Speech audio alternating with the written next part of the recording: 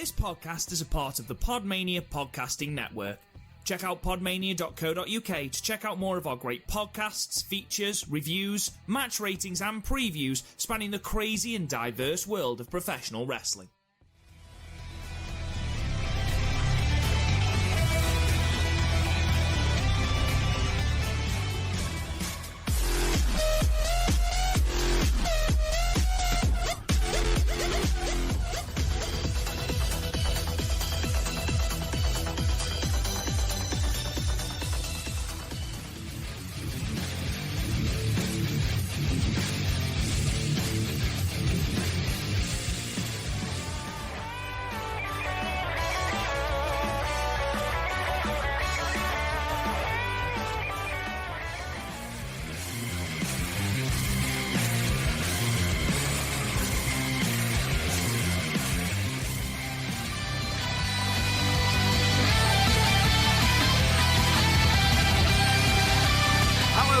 And welcome to the Stardom Cast, your weekly audio source of all things World Wondering Stardom, right here on the Podmania Podcasting Network. I am your host, Rob Goodwin, and I am joined, as ever, by Matt Turner. Matt, how are you on this fine Wednesday? I'm doing fantastic, good sir. How are you doing, my friend? Yeah, not too bad. I've just been saying to you that I think Britain is experiencing its first real day of summer, and because we as Brits aren't used to the sun or the warmth, there's been a lot of complaints on the news about the heat, which is just brilliant. It really does talk about Britain as a culture, that we just can't deal with any sort of heat. There was a woman who rang in the local news to say that this was ridiculous because she hadn't got her summer stuff down from the loft, which I don't know how to react to that, Matt. There are people that will complain about anything. Yeah, and speaking of heat, we kind of figured that we had to do a big preview episode for the World Climax shows that are coming up this week, or else we would have gotten serious heat from our listeners. Huh? How'd you like that one? Look at you, man. Look at you. Honestly, you just, it's so smooth. It's so smooth. Yeah, we're obviously the entire of the Stardom fandom is obviously and rightly talking about the two World Climax shows, which as we record are this Saturday and this Sunday at Ryogoku. We're going to go through each of the nights, talk about who we're going to pick, talk about a little bit of the backstory about the matches and things like that, so that you've got, if you're a newer fan, you've got enough of a primer to go in and enjoy the show. And of course, if you're a seasoned fan, then you can just enjoy the fact that me and Matt are going to get a lot of our predictions wrong because we fantasy book and overthink things. So we're going to go through both cards and talk about, obviously, what we think is going to happen. A little bit of a sort of caveat. We are going to be previewing the Cinderella tournament in a separate episode, so please keep your eye out for that. The bracketology episode, where me and Mal will be going through match by match and basically picking our winners and doing our brackets, that is going to be released on the 1st of April. Obviously, the Stardom Cinderella tournament does indeed start on the 3rd. Also, ordinarily we would do, when we do these previews, we tend to review the shows that have happened. As of our recording tonight, because we wanted to get this done and out to all you lovely listeners, Stardom World hadn't uploaded the show from the 21st at this point. I think the full card now from the 20th is uploaded, but that didn't get fully uploaded till this morning, my time. So we didn't have enough time to go through those shows. So what I haven't discussed this with Matt. What I'm going to say is, before, in our big review show for Stardom World Climax, which will be released as soon as we've watched the shows, basically, we'll go through sort of the main points of those two shows, like the SWA title match between Ruaka and Tekla, and the last ALK match, and things like that. Are you down for that, Matt? Yeah, absolutely. You just, as always, you just tell me when, and I will do my best to be there. I will point you in the direction. So let's kick into the first of the two nights. Just a little thing before we start. If you haven't already, please go out of your way to find Mayu saying Ryogoku Kokugigan, which I can't say either. Kokugikan. There we go. Go out of your way to look at go and check out the press conference where you have got Mayu, Julia, and Tam ahead of Nagoya Supreme Fight. And just Mayu must have 8 goes at saying it, and in the end, big bad Julia just creases. She cannot help herself. She just loses her shit, which is hilarious. So go out of your way to find that. But yeah. I also just want to apologize to our listeners because I'm not sure if Rob just swore there. I'm not sure. He did. I apologize, listeners. Let's get straight in then. So the first night, of course, is Stardom World Climax 2022, the best, and it is from the 26th of March. And a lot of what happens on this night is going to impact what happens on the 27th. So we're going to open with a match for the future of Stardom Championship. Hanan, the champion, taking on her sister and the challenger, Rina. They've given, heading into the show, they've given Rina a lot of momentum heading into this show. Now, ordinarily, I would say, well, that's automatically a slam dunk victory for Hanan then, because that's wrestling booking 101. You give the challenger all this momentum so the the champion can then overthrow them and sort of beat them convincingly. I do think Hanan will win this, and I think it's something that we've discussed on quite a few podcasts, Matt, why we think Hanan is going to win this. What about you? Are you still of the opinion that Hanan is winning this, or do you think that they're going to put the belt on Rina and keep it on Rina over this weekend? No, the exact reasons why we talked about and how you just said a few seconds ago, my friend, is Rina's pinned Hanan, I think, 2 or 3 times leading up to this match. And then the fact that it's the heel pinning the babyface as well. Yeah, it's you're right. It's wrestling booking 101 is then you just have the babyface then go over and be able to, overcome her last few losses from the big bad heel and in the sense her sister as well. But I also think that even though I think we're going to get this one right, because I feel pretty confident on it, but I also think this is going to be a really, really good opener. Probably get 6 or 7 minutes.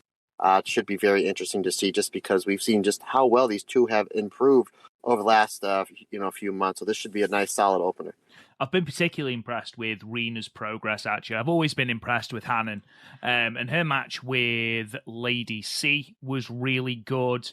And a match with, who did she take on at Cinderella Journey in Nagaoka?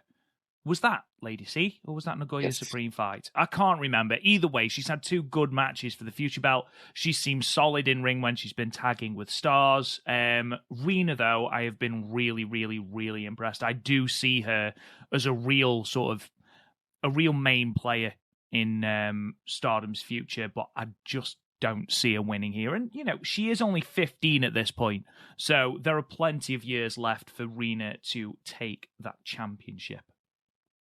We move on then to what is the first of what is being called the Golden Generation singles bout, and it is between Saya Iida and Mirai. There are going to be lariats aplenty in this match, Matt, and good grief am I looking forward to that. Yeah, lariats and chops and hard hitting. This should be, again, right up my alley. I mean, Saya Iida, since she's came back, has looked really, really impressive. And Mirai, they're really doing a good job building her up as well. And I'll be honest with you, Rob, I was looking through these matches yesterday. As far as my predictions goes, this is one of the hardest ones for me to predict. Just again, because Saya Iida is just coming back. They want to make her look strong. But Mirai is coming off that really, really good red belt challenge match for Siri. But you know what? I'm again flip a coin on this one. This is a tough one, but I'm going to say Mirai takes this one. How about you? I'm going to say Mirai. And the reason I'm going to say Mirai is because on night 2, and again, these 2 nights are intrinsically linked. There's lots of stuff that's going to be happening on night 1 that is going to affect night 2. But on night 2, Mirai is facing the loser of the Saya and Yutami white belt match, which we'll be talking about in a moment.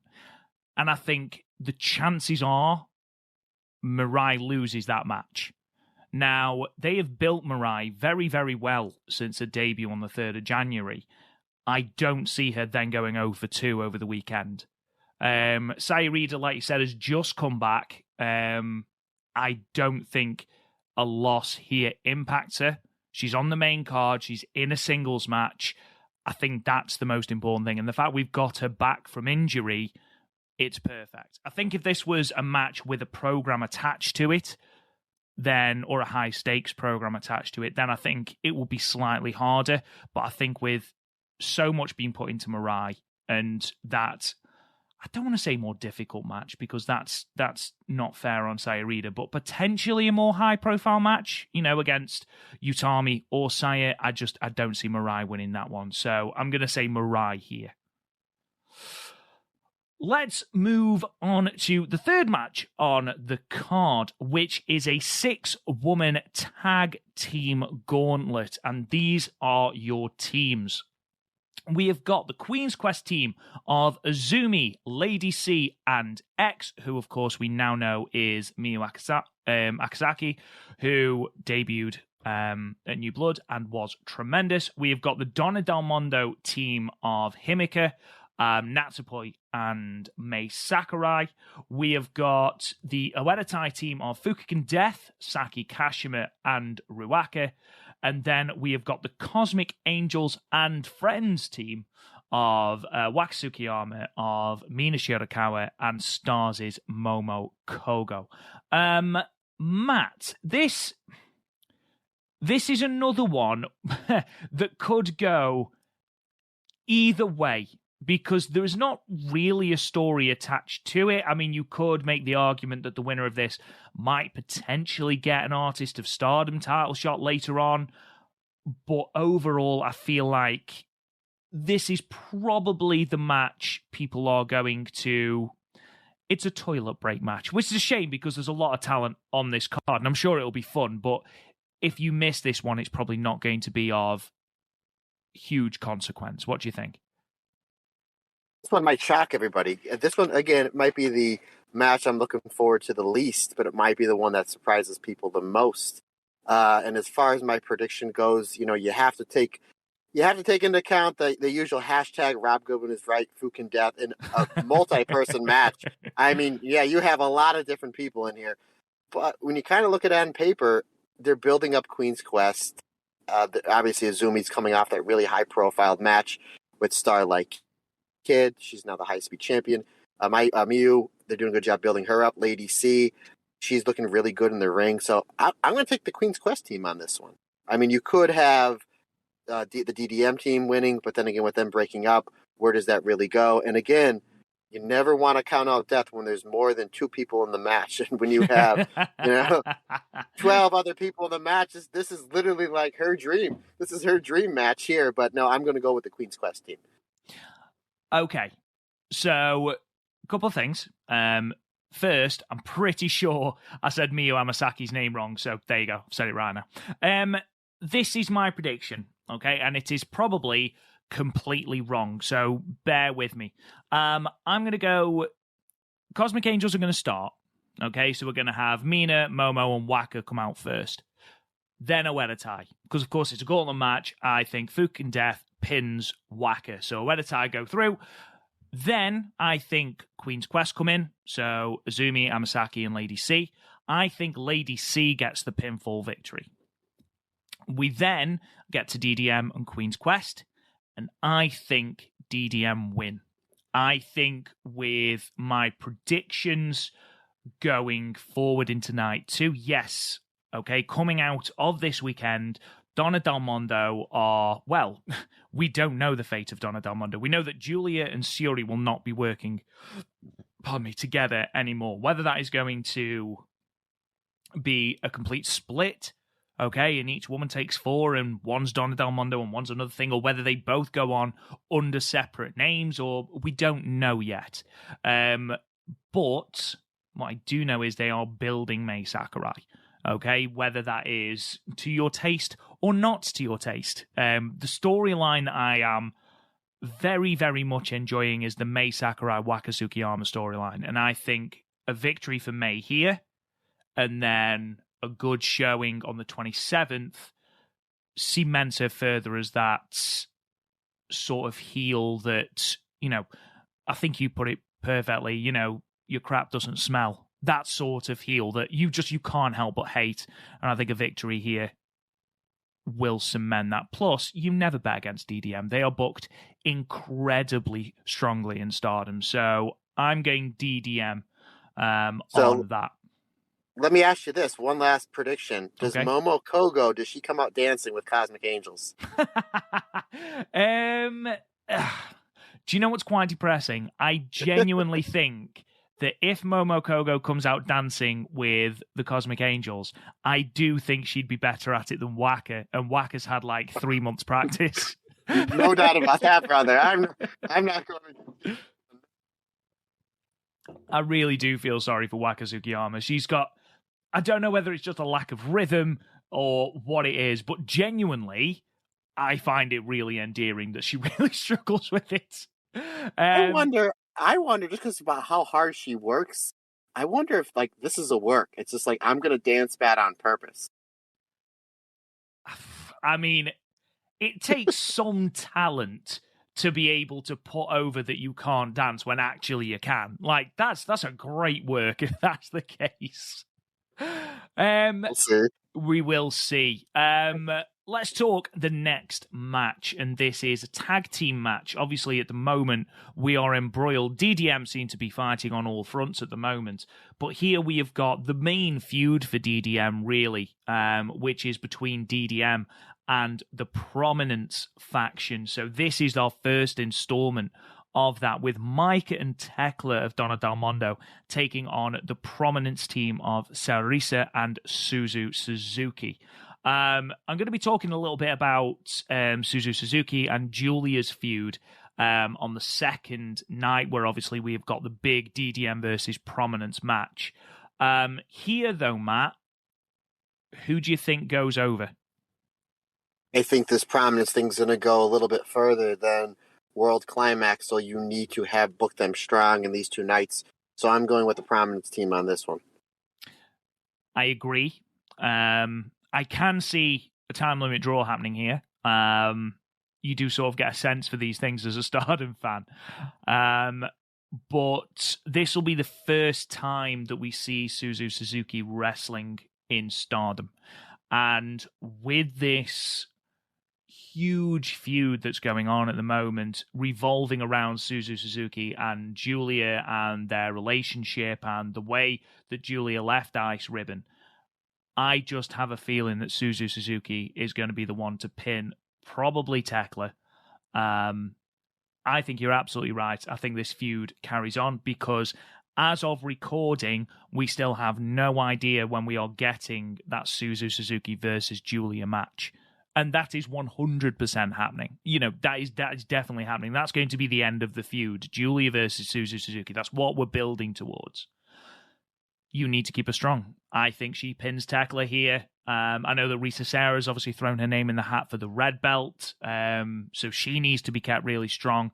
At the moment, Micah's not doing a great deal. Obviously, I know she's Artist of Stardom champion. I've got a feeling, you know, it wouldn't be dreadful if she lost or is on the losing team. I don't think she'll get pinned. Tekla, yes, she's the SWA champion. She's just retained, spoilers, against Ruaka. So I think she's fine to take a pinfall. Again, DDM are booked incredibly strong. Not many of them are ever pinned. So it's either going to be a 20-minute time limit draw because they want to keep DDM strong heading into that big match on the 27th, or more likely Suzu Suzuki is going to get the pinfall to keep her strong ahead of the other match. I don't think there'll be a time limit draw just because the first tag match that they did was a time limit draw. However, I wouldn't put it past the Stardom booking committee. It's like they fire on all cylinders. They hit these, you know, oh man, this was great. This was good. This time limit draw makes sense. But it's like, you know, do you book this one a time limit draw? I see your point there, but again, the first Prominence tag match had the time limit draw. I don't think this one does, but however, we'll find out. I have been wrong a time or two, and you as well, there, good sir, on these prediction cards. So we'll find out in a few days. Oh, I am laughably poor at predictions. To be honest, I don't know why I'm even giving my predictions, because I know that whatever I guess, the opposite will happen. So maybe I need to start giving predictions that I know won't happen. So therefore, the opposite will happen. We move on to the Goddess of Stardom Championship match. Now, we're heading into the real meat of this card now. I mean, already, we haven't talked any title matches apart from the future, and we've already got some stonking matches. That DDM versus Prominence match, Mirai versus Saya Iida. But we move on to the Goddesses of Stardom Championship match with the champions Fukuoka Double Crazy of Hazuki and Koguma taking on the Ueretai team Black Desire of Momo Watanabe and Starlight Kid. Matt, where are you going with this? First, I gotta ask you a question. That team Black Desire, that's like one of the worst team names ever, right? That's terrible. I mean, I feel like they had Peach Tiger right there and didn't take it. I literally have written on my notes FWC versus Momo / SLK. I'm not calling them Black Desire.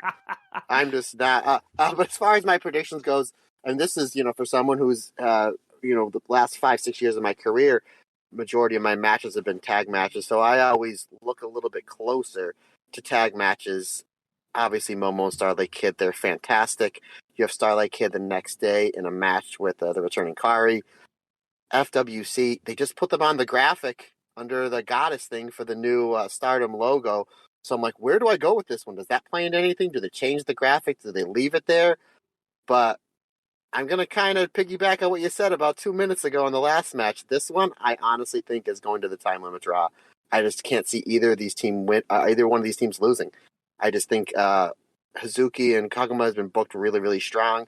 I just don't see Momo taking a loss or Starlight Kid taking a loss the day before her biggest match ever. So I think this one's going to go to the time limit draw. That's my prediction. I am actually putting down for my prediction time limit draw. That's such a cop-out. Right. There's no such thing as sitting on the fence in this. Okay, I mean, as for the introduction video, they had Mayu as the red belt champion for a good while after Yutami took the belt. So I wouldn't read too much into that. I don't see Momo or Starlight Kid getting pinned. I just don't. Starlight Kid especially, she has got that huge rub of wrestling KAIRI's first Stardom singles match since early 2017. That's fallen to Starlight Kid. They're not about to just have a look up at the lights in this tag match. It's just not going to happen. So that leaves Momo. Are you going to have Momo pinned? I mean, you've got potentially, obviously, Hazuki and Momo meet up in a singles match the following night. So you could have Hazuki pin Momo and then Momo get a return in the singles match. Obviously, there's a lot of history between Hazuki and Momo, and they were both part of Queen's Quest. And then during the first Stardom draft, Io Shirai chose Azumi and Momo before she chose Hazuki. And obviously, before she could choose Hazuki, she got drafted to Ueretai. So there's always those lingering feelings. Momo Watanabe beat Hazuki for the white belt. And it's something that Hazuki has never been able to get. So, and then, of course, there's the turn. I say the turn. We all knew it was coming, but Momo turning on Hazuki at Dream Queendom. So there's a lot of history there. I am just stalling because I don't want to give a prediction. I love FWC as the tag champs. I really do. I think they've got great chemistry. Hazuki playing the straight woman to Koguma's mental comedy is great. But I'm going Black Desire, which sounds like a box of chocolates you get your mother on Mother's Day. I'm going Ueretai. I think Starlight Kid pins Koguma. Momo Starlight Kid team. But just real quick, I'm so excited. I keep talking about how excited I am for that Momo Watanabe white belt retrospective that we're doing for our Patreons. And thank you so much for voting for that. But you talked about their singles match, Momo and Hazuki. I watched that match 3 times in the last 2 weeks. I'm the busiest guy in the world. And for me to even get to a match to watch it, but to watch it again, I'm so excited to watch these two tangle twice in a 24-hour period. It's going to be right up my alley. Super pumped. Oh yeah, absolutely. And of course, that's going to be dropping for our red belt and white belt patrons over at patreon.com/theStardomcast on the 30th of March. So a week today as we record. Make sure you check that out. So just to recap, you've gone time limit draw because you're a massive coward and you refuse to commit. I am going Starlight Kid, pinning Koguma. We have new champions. Wow. Neither of us think that the champions are going to get the victory here. You know what that means. Yeah, obviously. It means that Hazuki's going to pin Starlight Kid in about 5 minutes. That's it.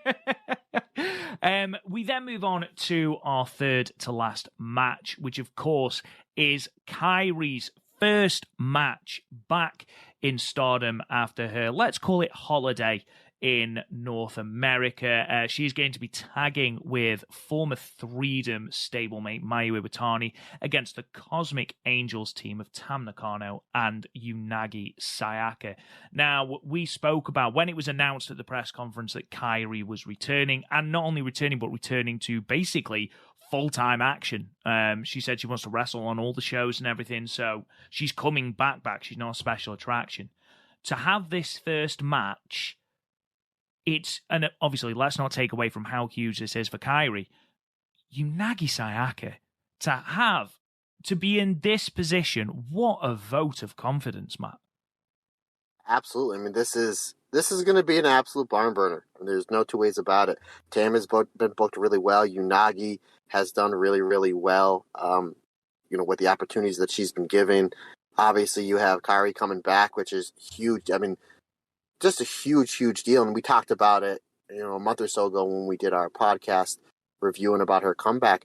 It's not like she was sitting on the shelf for the last 3 or 4 years. She was wrestling for the biggest wrestling company in the world, and she has all those followers, coming back. I know just from some of my friends and fans that were big KAIRI fans that didn't see her in Stardom, that only saw her in NXT and the Mae Young Classic and WWE.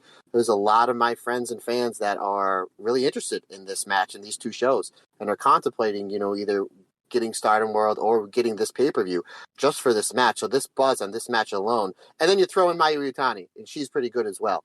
So, yeah, I mean, literally you're going back-to-back 2 fantastic tag matches. I think this one's going to be really good. I think this is going to be something really big for Tam as well. We're talking about, wow, what an opportunity for Unagi. But when KAIRI left in 2017, Tam was really kind of just kind of getting her feet wet a little bit. And now look at the performer she's grown into in the last 4 or 5 years. She's on top of the card. She's on top of her game. She's one of the most recognizable people in Stardom. Was just on the Tokyo Dome show as well. So, you have that going for her as well. So let's not, rule my one of my favorites here, Tam, out as well. I think this is going to be a great showcase for her. And also another sidebar is then we're rekindling the Tam and Mayu feud as well. I mean, there's so many different stories going into this match that we're almost forgetting about that as well. But as far as the prediction goes, I think me and you are going to have the same prediction as pretty much everybody else. I think we all see a mile coming, and it's basically the finish that we all want is Unagi's going to be hit with the insane elbow. Maybe it might be the moonsault from Mayu and then the insane elbow from KAIRI, but I think that's a pretty safe bet of what's going to happen here. I think it's the smart booking, what needs to happen here, and I think it's kind of what everybody wants as well. Oh, 1,000,000,000%. There is not a way in hell that Unagi is not taking the pinfall in this match, but just by being in this match, a stock is raised significantly. Completely agree with you. There's loads of things going into this. Tam and KAIRI, I don't think I've ever faced. I don't think Tam debuted till July 2017 in Stardom. And then obviously she will go on to join a weather tie. And if you want to listen to that, we've also got an episode on the end of Tam in a weather tie. So go and check that out on our Patreon. But yeah, I see Unagi hitting KAIRI hitting the spinning back fist to Unagi, and then the insane elbow as well. It'll be a real feel-good feeling in the arena, especially as, this is one of the things, if not the thing, that people are going to be tuning into the show for, especially more casual Stardom fans are going to be tuning in to watch KAIRI as she comes back. But yeah, I imagine How do you think she's going to do? I mean, obviously she's been out of Stardom for a while, but she's been out of wrestling in general for a little over a year. How do you think her performance is going to do? Obviously, Unagi is a solid worker, and we've seen Tam pretty much make anybody look really, really good. Do you think that she's going to be kind of back to form, or Like, what's your expectations? Like the two biggest things coming out of these two shows for me, as loaded as these two shows are, Rob. And I have a question I'll ask you at the end of the podcast. Is like, what's your expectations for KAIRI coming out of these two shows as far as her in-ring performance? I mean, Stardom obviously clearly aren't worried about KAIRI's lack of in-ring time. I mean, I don't think she's wrestled since mid-2020, I think was her last WWE match. I think here it will be a case of Mayu taking a lot of heat from Tam and Unagi. Maybe KAIRI coming in for hot tags. Once she's warmed up, then she'll get more into the match. I'm not worried about the quality at all. I think we're looking at 4 stars minimum. In terms of KAIRI herself, I don't see an issue, to be perfectly honest. I'd be very, very surprised if there was an issue. Yeah, I totally agree with you. I just kind of as much as we talk, that's the one thing we haven't had a discussion. I figured, well, what other better way to bring it up than on this episode? Yeah, absolutely. And obviously, yes, she's got a little bit of leeway here because she's in a tag match, and obviously Mayu is one of the best in the world, so she can go for as long as is needed. But she is in a singles match against Starlight Kid on the second night, and that pace, if she's not ready, she can be exposed working at that pace. So obviously they have a lot of confidence that she is going to be fine by putting her in there with someone like Starlight Kid and not someone like a Unagi or someone who works a slower, more deliberate pace. So clearly they're confident. Let's move on to the semi-main of night 1, and this is a match that I am incredibly excited for. It's the Wonder of Stardom Championship match with the champion Saya Kamitani taking on stablemate Yutami Hayashishita. If you remember from the Budokan show last year, Yutami defended her red belt against Saya Kamitani in the semi-main event of the Budokan show. It was a match that took everyone by surprise. It was a fantastic match, one of the matches of the night. But Saya Kamitani didn't get the win. And I think here is, especially with Momo gone out of Queen's Quest now, this is very much a chance for Saya to assert herself in Queen's Quest. She's the only one, aside from Azumi now, obviously, with a singles belt. She's got the highest singles belt in Queen's Quest, so she is, I suppose, the de facto leader, even though, we all know it's Yutami. It's going to be interesting to see who comes out of this the victor, because Yutami obviously is an ex-red belt champion, held it for 400-odd days, was an incredible in-ring worker with that belt, put on fantastic title defenses, one of which, like I said before, was against Saya. It'll be interesting to see how she goes about, A, being the challenger, and B, going against Saya Kamitani, who is the champion. Matt, do you think Saya holds on to the belt? Yes, I think she does, and there's a lot of interesting aspects going into that match. Obviously, what you just said, but if you do remember, and I think we actually forgot to talk about it during the 5-on-5 tug of war at the end, Azumi said, we're going to have to decide on a leader soon.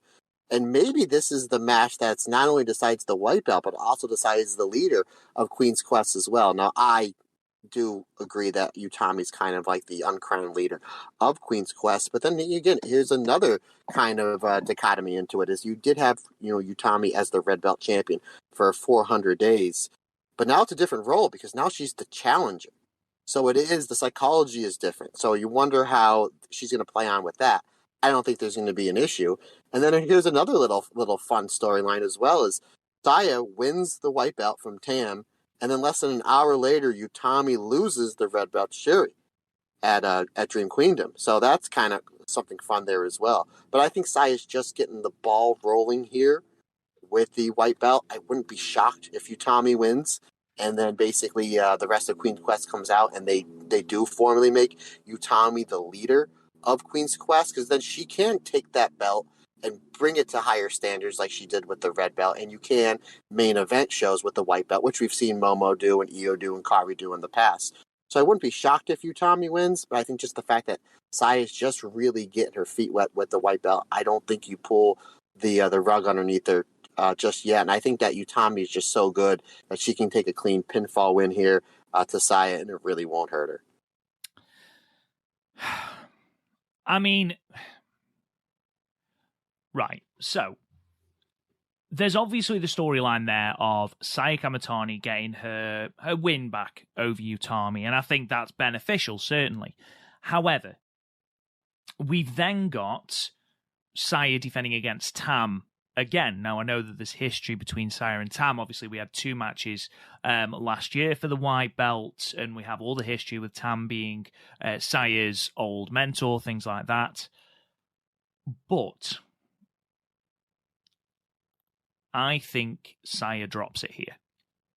Really? I do, yes. And it might be a very stupid reason, but we have had 2 very longish. I'm not going to say very long, because I think Tam held the belt for 302 days, and I think Julia held it for 287, I think. We've had 2 relatively long, high-profile white belt runs. I think this is the one that bucks that trend. I think this is that one that breaks that chain. I see Saya dropping it to Yutami. And I don't think that hurts Saya, because she's 24. There's so much time left for her. But I think, again, she drops it here. This is her first... No disrespect to Natsupoi. No disrespect at all. And no disrespect meant to Unagi either. But this is her first high-profile defense. Wouldn't it be a great story if not only does she lose in her first high-profile defense, yes, she main evented Cinderella Journey in Nagaoka. I'm not disparaging that. But loses her first high-profile title defense. And not only that, loses it to her stablemate. And at the same point, Yutami becomes a leader of Queen's Quest. What a redemption arc from there then. Not only did she not beat Yutami for the red belt, she then loses her white belt to Yutami. And she's progressively more and more in Yutami's shadow until eventually Saya can surpass Yutami further on down the line. I think that's a far more interesting story moving on to then, rather than just going on to Saya versus Tam again, even though that will be another fantastic match. I think Yutami and Tam would be a far better match there, even though I know we're getting it in the Cinderella tournament. I think Saya drops it to Yutami here. I'm not going to change my prediction, but I'm going to kind of add on 2 more things to even further your prediction there, sir. And we kind of talked about it a little bit last week. Saya already has the bye going into the Cinderella. So if she drops the belt here, she can make a really good run. Like, she can make it to the quarters or the semi or even the final. Like, oh, she's going to get a title shot. Now she just dropped the white belt. Maybe this is a redemption. Does she go back to back? So there's one little added on thing if your prediction is right. And another thing is, what's the big Yutami match coming up that they've been building up for the last 4 or 5 months? We know we're getting it. What is it, Rob? Go ahead, say it. Say it. Oh, I don't know now. My mind's gone blank. Don't do this to me. Oh, Momo, Come obviously. on. Momo. Yeah, I don't know why Momo. I blanked. I panicked. I'm sorry, man. Oh, geez. I was like, oh, my God. I'm like, he's kayfabing me. What a rib. What a rib. So, I don't know, maybe it's just because it's fresh in my mind because I only have 2 more matches left and I'm done with our Momo review. But now you put Momo versus Yutami, and now it's for the white belt. And how many times as Momo in these multi-person matches with Oedo Tai and Queen's Quest saying, Yutami, you're nothing, you don't have a belt anymore, you don't have a belt anymore. And now you're dangling the carrot. It's like, hey, this is the belt that you had more defenses than anybody in this history of this company. More than Arisa, more than Tam, more than Julia, more than Io, more than KAIRI. And guess what? I got it now. So now I want my match. Oh, man, I might have talked myself out. I'm still going to say Saya. But boy, now that's a match that at first I'm like 80% Saya wins. But now I'm like, I don't know, 50, 30, and then 20 on the time limit draw. Just because you have to put it in there. Well, another thing is as well, obviously, comparing this to WWF, and I know it's going to sound really stupid now, well, WWE, we had that storyline of Shawn Michaels desperate to get any other chance at The Undertaker ahead of WrestleMania 26. So, you know, he then lost the Royal Rumble and was absolutely distraught that he lost the Royal Rumble when he was so close. Well, if Saya makes it to the semi-finals of the Cinderella, having lost the belt, you know, she thinks she's going to win, she's going to get another opportunity to get that belt back, and then loses in the semi-final and just goes to pieces because it's another chance spurned and she's getting even further down the pecking order. I think that's a really, really interesting storyline. And perhaps I'm overbooking it. Perhaps I'm thinking too much about it. But I think it'd be great. I think it would be great. Yeah, I think, again, we always talk about overbooking, and I think that's maybe why I'm going to stick with my pick going with Saya Kamatani. But now I'm really going to be really super interested in this match just because you made a lot of good points, and then I had spurred in my brain a lot of good points as well. So this should be interesting. Obviously, this match is going to be an absolute banger. And of course, it might just go to a time limit draw, Matt. Who knows? Maybe the last 4 or 5 matches. We talked about it before. This whole card is just so solid. Can you imagine if the 2 tag matches and the 2 title matches all go to time limit draws? Raciel Gal was like, I got your money. Yeah. See you later, guys. See you tomorrow. We move on then to the main event of night 1. And this is for the World of Stardom Championship. The champion, Syuri, defending against former tag partner and stablemate, Julia, in the main event.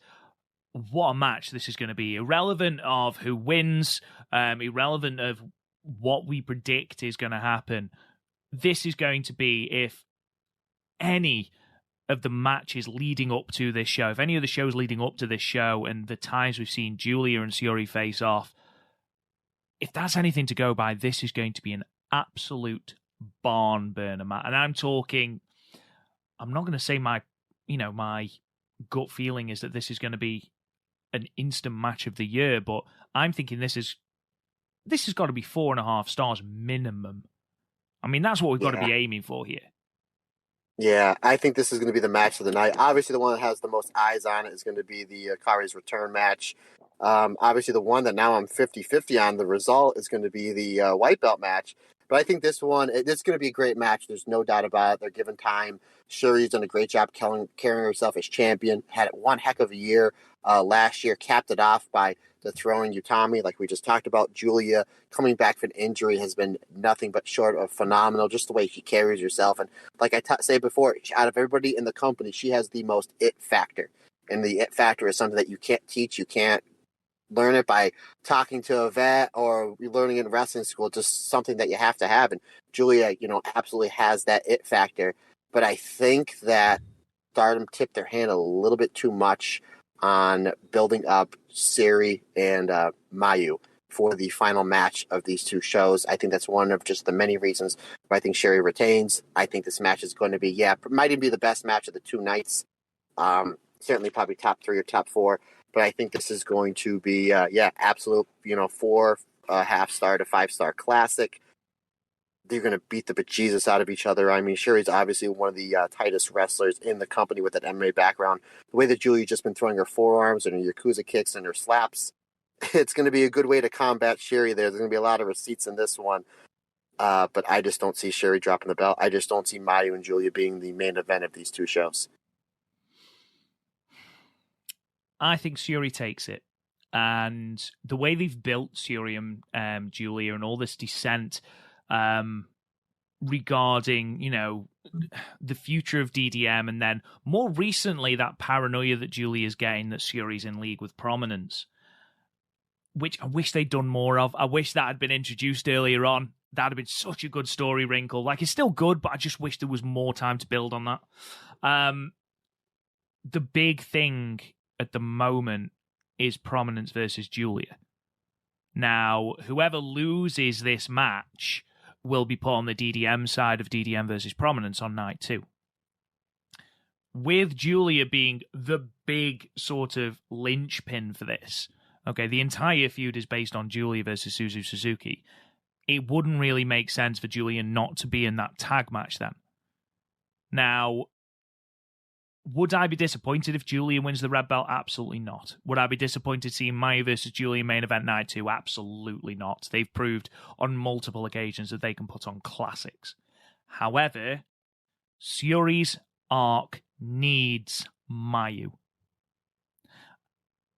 Syuri's entire storyline for the red belt started with her loss to Mayu, where she wasn't strong enough to overcome Mayu Iwatani. Now, we had the small redemption arc with Yutami. However, to tie off Syuri's entire reign, she needs to beat Mayu. And I think this is the moment where she beats Mayu. I think she beats Julia on night 1, and spoiler, I think she then goes on to beat Mayu on night 2.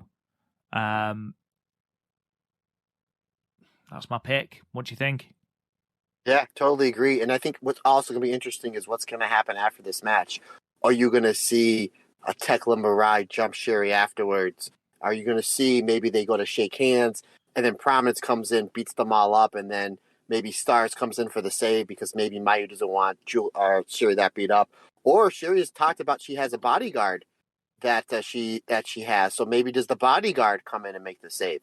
Do we see Jushin Thunder Liger come out as the guest trainer somewhere? There's so many different assets, but I think there's going to be some sort of an angle after this match that I think there's going to get the people talking. I wouldn't be disappointed if there wasn't one, because I'm a big fan of after the big match, they shake hands or whatever, they go their ways, and then, Syuri gets her promo and gets to close out the show, and rightfully so. So I wouldn't be heartbroken if we don't get an angle, but something tells me we're going to get some sort of angle at the end of this match. So that's something to look at as well. But yeah, I think Syuri takes this one. She retains. Yeah, I agree. And obviously we didn't mention the fact that Syuri has come out and said, well, I've got a bodyguard ahead of this match. Obviously we can speculate till the cows come home as to who this person is. But as we've already got Syuri's bodyguard, the mystery sensei, and don't forget, as Neutralix on Twitter mentioned, there's a second mystery woman as well that Saya Kamatani saw after KAIRI. So that's 3 mystery women we still have no identity for. So I'm not even going to bother trying to predict who Syuri's bodyguard is going to be, simply because I can't keep up with the amount of mystery women in Stardom at the moment. Just as a quick sidebar, this has nothing to do with Stardom. My first independent show, I was on the show, and there was another guy, and his name was The Bodyguard. So I don't know if it's going to be him, but he did come out to that Whitney Houston song from the movie The Bodyguard, that I will always love you. And I was like, this is tremendous. He looked like a $5 Razor Ramon. There's your Scott Hall ref. All right, people. So it wasn't the guy who wrestles for All Japan now, then? Oh, there is a guy called the Bodyguard for wrestles for All Japan. There's a Zeus as well. There is. Zeus and Bodyguard were a tag team. Oh my goodness, that's like Holy Demon Army level for me. I love them already. Apparently they were great as well. Let's move on then to the 27th, which is the night after. This is Stardom World Climax 2022, The Top, and we will go through the cards similar to before. Now, obviously, a lot of our predictions from night 1 are going to affect night 2, so we might be completely wrong here, but there we are. So we open the show once more with the Future of Stardom Championship match, with the winner of Hanan and Rina taking on the challenger, Mai Sakurai. And I think, Matt, we're both in agreement here. Yeah, I think we both have Hannah here. I think pretty much everybody does, versus Darth Mai Sakurai. So, but I know we talked about it before, but I think Mai takes it. I think she takes the belt here. They're really, investing here, putting her in the ring more. Gave her a completely new look, new gear. Put her with Julia. I think Mai Sakurai takes this one here. Completely agree with you. Much as I think Hannon's done some good stuff with the belt, and even if it is Rina that comes out of night 1 as the champion, I see Mai Sakurai taking it, because ultimately this is not about Mai, it's about Waka. And I think if Waka's first singles victory comes to get the Future of Stardom Championship off of Mai Sakurai, I think that's a great little story for a belt that doesn't get much press, really, with it being sort of bottom of the Stardom totem pole. I think it's a nice story, and I think with the amount of character work that Waka's put into this, I think it will be a nice climax to that. No pun intended, Matt. Oh, look at you! Good one, sir. Good one. That Honestly. was a Matt Turner level ham-fisted segue. Bravo! You hear me clap? Thank you very much. Very, very appreciative. So we've then got the Cinderella Rumble. So at the moment announced, we have Unagi Sayaka, Mini Shirakawa, Lady C, Amasaki. Sorry, I couldn't read them for a minute. Sorry, Miyu Amasaki. I've got it now. Saki Kashima, Ruaka, Saya Ida, Momo Kogo. We have got Waka Tsukiyama. And then we've got a lot of the members of the New Blood show, which we talked about not long ago. Tomoka Inaba, Aoi. Oh, I watched the YouTube video where she said it, okay? And I think it's Aoi. I think it is Aoi. Haruka Umesuki, Nanami, Maria, Ai Takarayama, Mei Segura, which I know that a lot of people are very excited about, Yuna Mizumori, and many, many more, apparently. I have butchered at least 4 of those names. Please forgive me. Now, picking a winner here might be slightly difficult, especially as we don't know a few of the entrants. However, I'm going to go out on a limb and pick someone. Now, obviously, last year at Budokan, we had a similar rumble with lots of returning legends and things like that, and Unagi Sayaka won it after basically being Stardom's punching bag for 2 months. So here, I'm going to go out on a limb. I think Lady C wins. I thought you were going to go what I was going to say when you said punching bag. Are you getting Waka? I literally had Momo Kogo written down until we just talked about Mei Sakurai winning. Waka wins here. She finally gets her big win, and then afterwards she challenged Mei for the future belt. Wow, you think they do it that soon? I'd give Mei 2 defenses, maybe 3 defenses, then give Waka the shot. But yeah, that's not a bad shout. You're saying Lady C. I'm saying Lady C. I mean, again, Lady C, like, she's been given a few wins, but not a lot. I think a great way of cementing her is giving her this. I mean, ultimately, again, no disrespect meant, this is a pretty inconsequential Rumble. And I think if you gave it to... I mean, the last Rumble before Budokan was won by Ruaka. So, there's that. But I think there's a lot of parallels in the way that Lady C has been booked this year to how Unagi was booked at the start of last year. And I think if you look at where Unagi's gone from that Rumble, I think Lady C could go onto that similar trajectory, especially now as Amasaki is in Queen's Quest and could potentially become the new, as you would like to say, pin eater. So I think a lot less pressure is therefore on Lady C to get pinned. I think she wins it here personally. But there you go. My second choice is Momo Kogo. Yeah, I think Momo Kogo, like I said, I had it written down up until about a minute ago. And I thought, no, I think it's going to be Waka, and I think Mei will have the iron's hot here. So I figured you give her a big win. That was probably going to be the biggest show, watched-wise, attendance-wise of the year here. And then you put the future belt on her. I think if you string it out a little bit too long, I think it's going to lose its fizzle. I think maybe her first title defense, she drops it to Waka. I think that's what's going to happen. Strike while the iron's hot, sir. But again, I could be wrong and probably will be wrong. That's we call that, Rob. That's called consistency. We move on then to another Golden Generation singles match with the lady that loses the white belt title match. So either Yutami or Saya taking on Mirai. I'm of the opinion, obviously, I think it's going to be Saya in this match. You think Yutami. I think whoever loses the white belt match wins this match, Matt. What about you?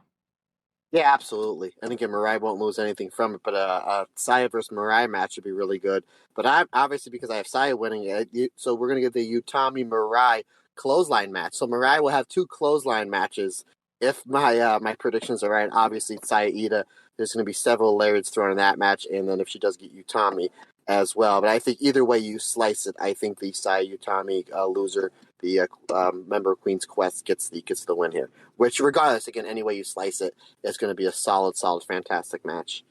Yeah, absolutely. You give this 12 minutes, and if it is Yutami and Mirai lariating the living hell out of each other is going to be absolutely fantastic. It's the stuff I live for. It's why I'm such a huge Ishii, a huge Shingo fan. It's my type of match. So if I get that, so what if I got the prediction wrong? It doesn't matter. We move on then to a Generation of Destiny singles match. All very apocalyptic names here, where we've got Hazuki taking on Momo Watanabe. The receipt you feel for Momo's turn on Hazuki whilst they were tagging at Stardom Dream Queendom. This could go either way. This is probably, for me, the hardest match to call over the 2 nights, Matt. What about you? I think it's a little easier. Really? I think Momo's gonna win. However, my wife, she went in on the predictions as well because she gets super competitive. But she thinks I'm, well, she knows I'm absolutely crazy to be married for me for 10 years. It's, you realize that I'm nuts. But no, she's just like, she doesn't see Hazuki losing this one at all, especially if she loses the night before. But I think, first of all, this match is going to be great. Again, I talked about it before. Their wipeout match they had. I think that's Suzuki's best match I've ever seen. I mean, just absolutely fantastic. They beat each other up like they owed each other money. Obviously, different circumstances here. You have the heel babyface dynamic flipped. No title on the line, so they're not going to get the 20-some-odd minutes, not in the main event. Regardless, if it's half as good as that match that they had back in 2018, I will be a happy camper. See Momo win this, and I'm going to say Momo's going to win with the loaded kick pad. So we've only seen it once, and I think she's going to use it here on Hazuki, but I got Momo for the win. She did try and use it on Yutami, didn't she, at Takadona Baba? But Yutami managed to stop her loading a boot with the wrench. Yeah, I'm going to go Momo. I feel like with the Oedetai cheating that is inevitably going to happen, I feel like Hazuki isn't going to lose too much face by losing. If she loses because she gets hit by the vegetable crate, or Starlight Kid blinds her, or she gets hit over the head with an iron pipe by Natsukatora, I feel like if Momo wins that way, Hazuki loses very little face.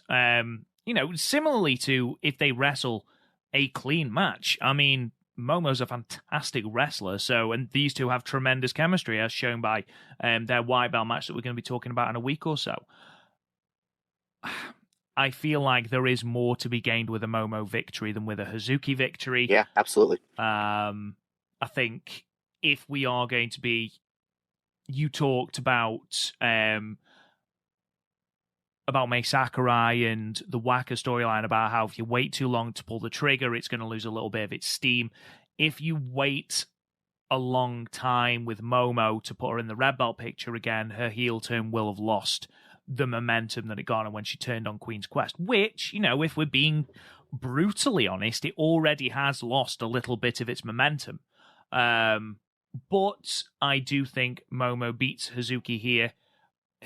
I think it'd be great if she brutalized Hazuki here. Really, really went to town on Hazuki. And I think Hazuki would be down for that as well. Yeah, again, I know I'm beating a dead horse here. They were down for it back in 2018. Why not in 2022? Exactly. Oh my God, look, these two cars, man. High-speed championship match 3-way. With Azumi the champion taking on Koguma and Natsupoi. I mean, the last time we had a 3-way for the high-speed belt, Starlight Kid promised it would be the quickest high-speed match ever. And whilst that might have been potentially a little bit ambitious, it was certainly a fantastic match. And I genuinely see this being another absolute barn burner. This could go 10 minutes. This could go 5 minutes, and it would just be blink and you'll miss it. Fairy blink and you'll miss it. Hold on. Hold on. There it is. There we go. I got one better for you. Go This for match it. will be so good. This match will be so good, you're going to feel like you're living in a dream. Speaking of living the dream, Stardom's 10th anniversary and review book is available by my good friend, Rob Goodwin. Boom! I love how we're just shoehorning them in now with absolutely no context. I think Azumi holds on to the belt here. Yeah, I think this one goes sub 10 minutes just because of the match before and the match after are going to be a little bit longer, a little bit more slower paced, as rightfully so. But yeah, I think this is going to be don't blink. You have all this buzz coming off of Azumi for a match of the year candidate. And then remember, in that card, that she was the co-main event. Natsupoi was in the main event. Kagama's obviously doing a fantastic job. You'll see some of the bear stuff in the beginning, but then I think you'll see all action. I think this will be a quick one. Don't blink, but I also think it's going to be fantastic. But I don't think anybody sees Azumi dropping the belt this quick into her reign. So I'm agreeing with you as well, good sir. I'm taking the champion. I think as well, if you look at this card, I mean, the Cinderella Rumble is going to go half an hour minimum. You've got the title matches at the top of the card, which are going to go, you'd think at least 20 each. You've got the big DDM versus Prominence match, which is probably going to go 20. You need a couple of matches that are going to go sub 10 minutes. And I think with the future belt and with this match, I think you can afford to shave some minutes off. Don't get me wrong, if this goes 30 minutes and we get 30 minutes of these three women just flying around the ring, I'm certainly not going to be complaining, but I think you can afford to give this one 10, 11 minutes max, and the women will just blow the roof off of Sumo Hall. And I think the crowd need that as well. They need a little bit of variety. Otherwise, you're going to burn out. But I think you're absolutely right. This one's going to go sub 10 minutes. We then go on to the Pirate Princess Stardom Revival special singles match, with the returning KAIRI having her first singles match back in Stardom against Starlight Kid. I'm going to go with Starlight Kid for this. What? Wow. What does KAIRI gain by a win here? To the hardcore Stardom fans, it's like she's already made. I see your point. I just don't see it happening. You really think and you didn't even build it up. You're just like, yep, Starlight Kid's winning. Boom, there it is. There it is, Matt. It's on the table for you, whether you like it or not. There it is. Wow. You've just hit the nail on the head, man. KAIRI, we get the feel-good feeling of KAIRI coming back, getting the pinfall victory over Unagi on night one, which I think everyone who watches Stardom thinks that's going to be the case. However, Starlight Kid has got so much to gain from beating KAIRI. Think how much her stock will be raised by getting a pinfall victory over KAIRI. Maybe she cheats, okay? It doesn't matter. KAIRI is at a point in her career where you don't want to give her too many losses, obviously, but the beating of her will make so many stars. And I think Starlight Kid, especially after it was Starlight Kid in a weather tie that ruined her press conference, I genuinely do think Starlight Kid wins this. And I'm going to go one further. I think she wins clean. I think if you're going to beat him, you have to beat him. It's got to be clean. I think she loses the clean match to Momo. Because that's coming up soon. I totally see your point, but I'm going to respectfully disagree just because booking wise it makes sense because then you book it back in a return, but you're just going to have so many people, so many new eyes on this show. And now, here's 50-50 if you think about it. One, you look at it, so many people would be like disappointed that she lost. It's like, oh man, we turned in to watch the show. So many people have probably never seen a Stardom show or haven't seen one since EO left. And there's going to be a lot of eyes on this show. So then it's like, well, do we beat her? Because that'll leave people leave disappointed. Or does she have a really good showing? You beat her, and then you get the people to come back for the rematch. That's something as well. Not only that, but it's like you get some of these old promoters where it's just like they're going to book a name on the show. Where it's like, usually I draw 250, but I'm going to put, I'm just throwing a name out, Kevin Nash on the show, and now I'm drawing 350. But now the extra 100 people, 75 of them are going to come back for the next show because they're completely blown away by what they saw on the show. So is that something that they're going for? Obviously, they loaded up these cards for that reason because they're going to have a lot of new eyes on it. And I think you're going to get a lot more people to stick around because they might say, part of my language, holy shit, this Mayu Iwatani, she's really good. This Momo, she's really good. This Suzuki's really good. This girl that's dancing in a bear outfit, she's really good. This Azuma is really good.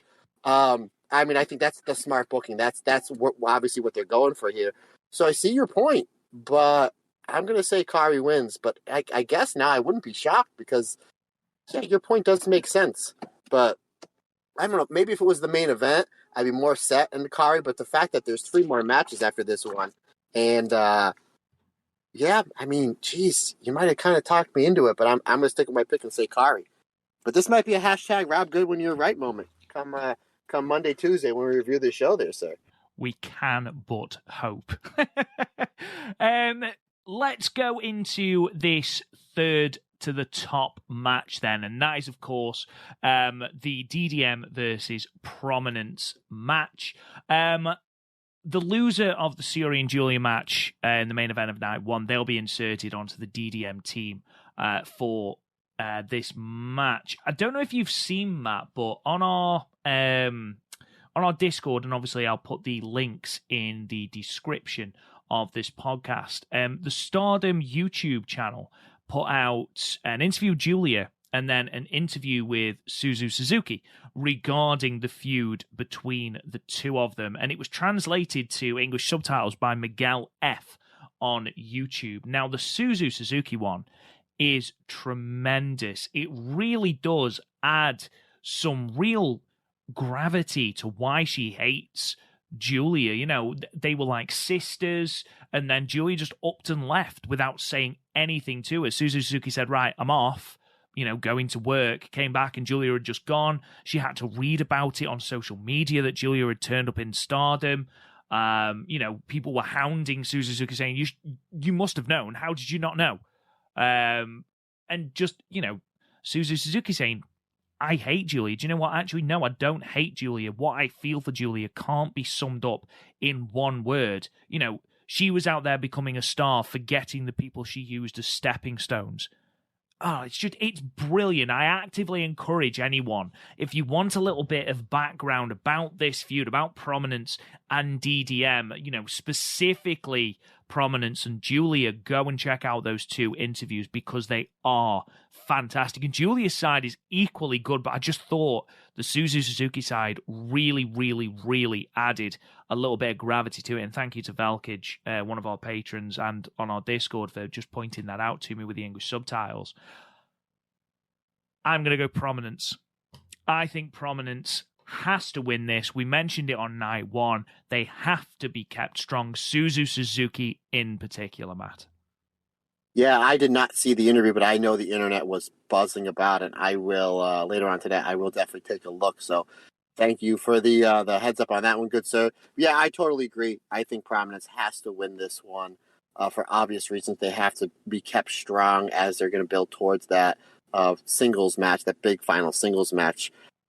Or if Prominence doesn't win this one, maybe get thrown out. I think this one, you have a little bit of everything on the show. You have the technical matches, you have the really good tag matches, the battle royal, the high speed match. This is going to be more of a hardcore match. Because I don't think, they should even make this like Texas Tornado rules or something, because it'll get to a point where it's like, do we really want to see tags? Do we really need legal tags? And what's pretty much just going to be a fight? So I think this one may get out of hand. I think you're going to see a lot of crowd brawling in this one. Maybe even a little juice. You know what they said, red equals green, brother. So maybe someone even bleeds a little bit, maybe a little hard way. But if you're going to have a winner, it's got to be Prominence. But I wouldn't be shocked if this thing gets thrown out. Because even if this thing gets thrown out in a double DQ, I still think that does well for the building of this feud. But I don't think there's any way that DDM should go over. I just don't. You would kind of bury Prominence going into that final Julia Suzuki match. Yeah, and that's the big thing. You're building to Julia versus Suzu Suzuki. That is so important heading into this. My question to you is, obviously we're going to have the confrontation between Julia and Suzu Suzuki, seeing some brutality, I'm sure, and I can't wait for that. Julia ain't taking the pinfall here. I'd be very, very surprised if either Julia or Suzuki take the pinfall. I personally think if it's not a Prominence victory, it does get thrown out. Now, in Suzuki's interview, she seemed to allude to the fact that this isn't going to be a death match. They're going to save that for the Prominence promotion, which is going to start in April. So if it's not that, I can see Prominence going too far in their attempt to destroy Julia. And getting the match thrown out. That would make sense. But again, we'll have to wait and see. I am going to go a Prominent straight-out victory, but I would not be surprised, and again, I'm sure you're the same because that's what you've said. I can see them throwing the match out as well because Prominence just literally beat Julia into oblivion. And I wouldn't be opposed to seeing that either. Yeah, I think we're dead set on that one, sir. As much as I kind of shake my head and my fist when I know we're not a visual podcast, but I shake my fist like Homer Simpson that you think KAIRI's going to lose to Starlight Kid. How dare you, sir? Let's move on to the last two matches then. And I feel like we've already spoken about these matches. Obviously, we differ on who we think is going to be the white belt champion heading into this night. So the winner of Saya and Yutami is going to be facing Tam Nakano for the white belt on night 2. Now, I know that your heart is going to say Tam is going to win because it's Tam. Put your feelings for Tam aside and your appreciation of her in-ring work. Who is coming out of this match with the white belt? You think it's going to be Saya against Tam. Do you think Saya comes out on top with the belt over both nights? Now, I pride myself on being a professional, so I have to put my feelings for Tam aside. So hold on one sec. I have to run to the bathroom and I have to vomit. No, I'm just kidding.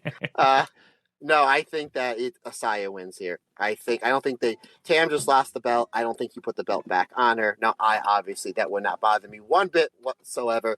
Even if it is your pick, Yutami, I think the Queen's Quest member wins here. I think obviously, regardless if it's Yutami or Saya against Tam, co-main event of the second night of this loaded show, it's going to be a barn burner. 4 to 4.25 star match, pending any injury. Obviously, that's the last thing that we want.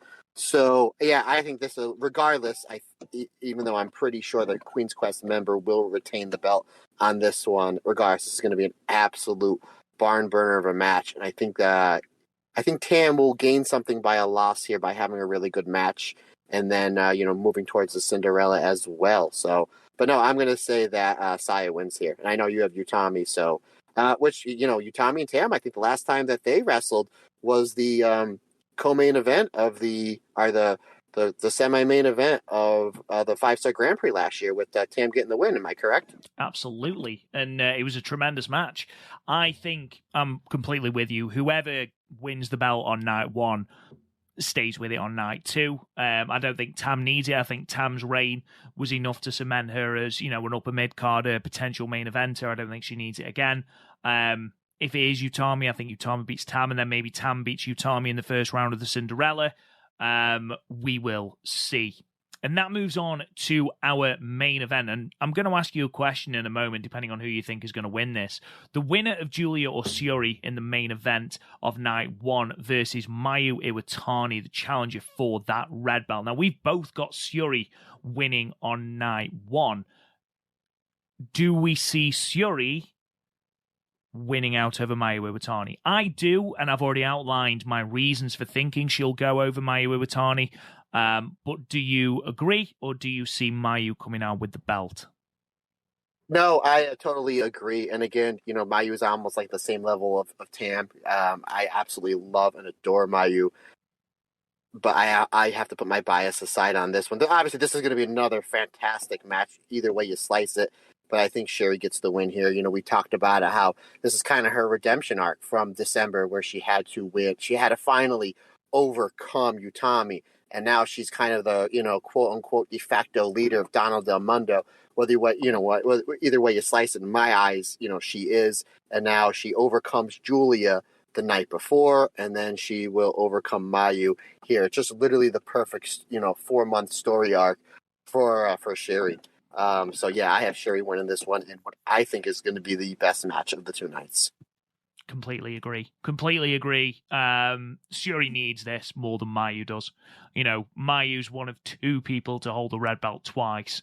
And whilst, as you said, I wouldn't be opposed to a third reign with the belt from Mayu, I don't think she needs it. Whereas to tie off Shuri's legacy before she does drop the belt, you know, looking quite negatively at it maybe, but she needs a clean victory over Mayu. And I think this is where she does it. My question to you, and obviously we've gone through all this, my question to you is, according to your predictions, we're going through the biggest weekend in Stardom history, and you don't think the red or the white belt change hands over either night? Nope, and you don't need to. You don't need to. You don't need a title. But I don't think any titles are changing except for Future. I think it's the only one I had changing. And you don't need to have a title change to have a solid show, as long as the booking makes sense and the matches make sense. Now, regardless, can Mayu come out as champion? Again, it is the biggest weekend in the history of Stardom. There's only been one wrestler that's been there from the start, never left to go to any other company, and is there at the end. So do they reward her by saying, you know what, we're going to put the red belt on you in front of, you know, how many ex-fans watching at home, how many fans watching in the stands, and you will be the only 3-time red belt champion in the history of Stardom. I would not be opposed to that. You know, and again, it's a good way to say, hey, thank you. You know, thank you for all the work. And again, it's not like it's a handout, Rob, by any means. I mean, anybody can say, if somebody came up to you and said, I think Mayu Iwatani is by far the best wrestler in Stardom, you kind of have to, it's a tough place to disagree. You know, I mean, there's a lot that's on the top of the card. It's tough to disagree that Mayu is one of the best, not only in Stardom, but just in any promotion, really, you know, male or female. So, I just don't think there's going to be any belts changing. But again, how often am I wrong on these predictions? Again, I had a buddy of mine tell me, I think we were picking something like 7-8 years ago, and he said, you know what? I'm going to take you to Vegas or Atlantic City, because Atlantic City is only about 2.5 hours away from me. We're going to go on the roulette table. You tell me to bet a red or black, and whatever you say, I'll do the opposite. So that's how often I'm wrong. So, but I think I'm going to do about 60% of my predictions. I feel pretty confident. We will see. Of course, the pay-per-view is happening this Saturday and Sunday. It's available in Japanese and English commentary. Stuart Fulton going solo on English commentary. If you want to buy the pay-per-view, it is pinned. The link is pinned to the top of the We Are Stardom Twitter page. Go and check that out. As I mentioned before, it is a separate payment for each night. If you want to wait for it to go on to Stardom World, it's going to be a couple of days, maybe 5-6 days before it gets uploaded to Stardom World. Spend the money. It's worth it. Absolutely. I'm going to spend the money because I think it's completely worth it, and obviously we want to get our review to you as soon as possible. Keep your eye out on our Twitter feed as to when we are going to be able to get it out, because obviously it depends on me and Matt being able to watch the pay-per-view and getting it out to you. Couple of bits of admin, simply because I've got to shoot off because I've got a soccer match. We have got on the 30th of March for our white and red belt patrons, we have got our Momo Watanabe retrospective. That'll be dropping in your podcast feeds at 6 o'clock British Standard Time. Also, red belt patrons on the 26th of March, you will be getting the first of our Q&As, our quarterly Q&As, so make sure you check that out. Thank you to Chris Consuelo, who's become our newest patron at the high speed tier. Please go and check out our patron. Thank you to all of our patrons. We really, really do appreciate you. In the meantime, thank you so much for listening. Enjoy Stardom World Climax. It is going to be a phenomenal weekend of wrestling. Keep your eye out for our Bracketology Cinderella Tournament episode that's going to be dropping on the 1st of April. In the meantime, you can subscribe to the podcast wherever you get your podcasts. You can find us on Twitter, Facebook, YouTube, and whatever at the Stardom Cast. If you think we've deserved it, please leave us a 5-star review and a comment. It would really, really, really help us. It costs nothing, and it really does help us fire up the podcast rankings. And we do read them as well. So please, if you can, it would be great for you to go and do that. You can talk to me on Twitter at RealRobGoodwin. Matt, where can they find you? Real quick, buddy, I just got to ask you a quick question. I know you need to get going. I want you to rank these for me. 3, 2, and 1. What are you most excited about? The 2 red belt matches, the 2 white belt matches, or the 2 KAIRI matches? Okay. Right off the top of my head, 3 white belt, 2 KAIRI, 1 red belt. What about you?